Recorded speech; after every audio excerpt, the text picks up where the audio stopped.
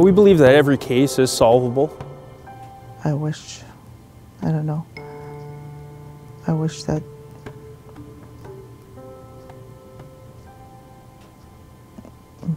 we had some closure. One of the things though we are asking is for people to start coming forward to us with any information that they have, no matter how small they feel it is. Sandra Johnson was last seen by her family on February 13th, 1992 at 1:30 in the morning. It is believed that Sandra may have been in the south core of the city that night. Sandra's body was later discovered on the morning of February 13th, 1992 on the McIntyre floodway. The recreational trails near where Sandra's body was found was used and still are used by many people who may have seen something. The family has been living the last 25 years without knowing what's happened to Sandra and how she came to be on the floodway that night. She was the baby of the family. She was the youngest of seven siblings.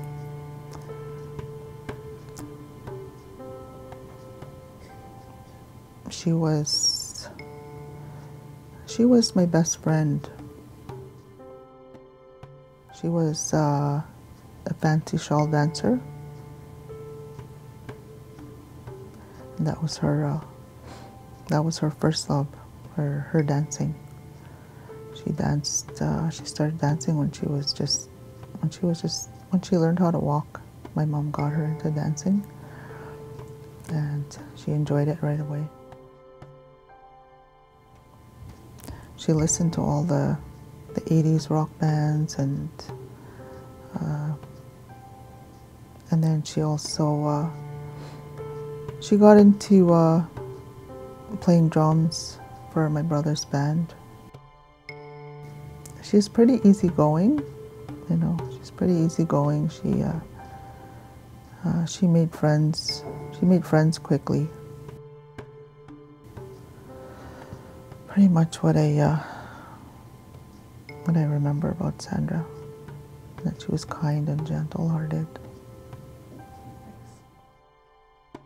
One thing that doesn't change is our want to solve this case. And every officer that's been involved in any way, in any manner, and all the civilians as well that have been involved in the last 25 years have always wanted to solve this case. It has been 25 years since Sandra's body was discovered. People know who did this or have heard something about it.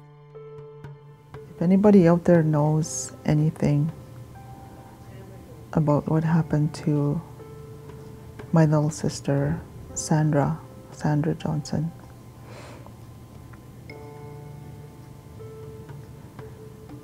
please come forward with answers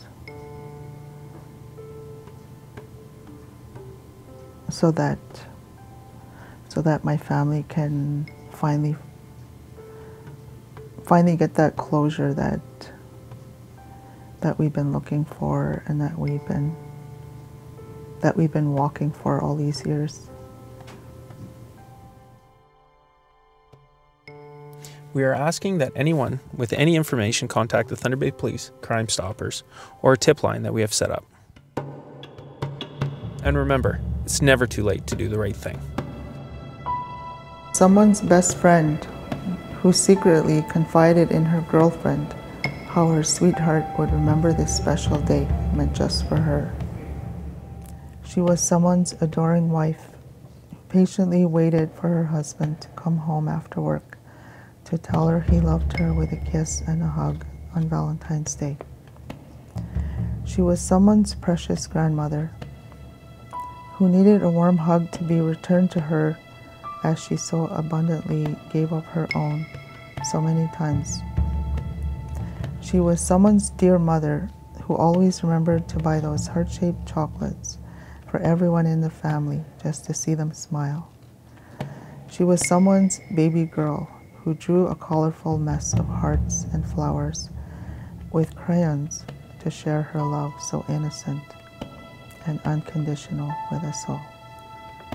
She was someone's beautiful aunt who looked forward to a romantic evening with scented candles and roses because she deserved to be showered with affection.